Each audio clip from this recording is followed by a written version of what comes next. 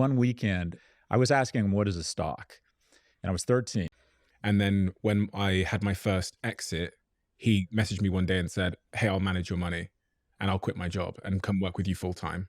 And that's my older brother. So like life gave me the greatest gift anyone could ever have been given.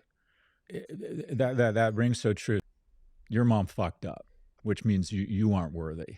And so I very early decided that economic security was really important to me. And I want to be clear, you can't make a decision to be wealthy. A lot of it is luck. But I was going to be very committed. My goal in life from 0 to 45 wasn't to be a good person. It wasn't to save the whales. It wasn't to have strong relationships. It was to get economic security. So I started connecting the dots around money pretty early. And one weekend, I was asking him, what is a stock?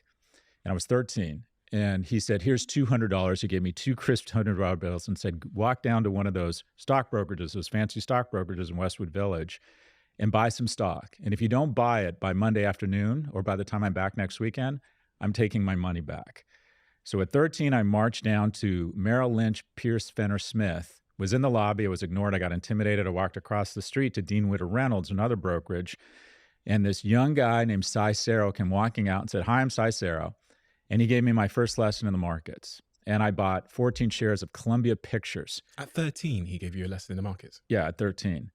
And every day, every weekday for the next 3 years from Emerson Junior High payphone booth, I'd put 2 dimes in and call Sy.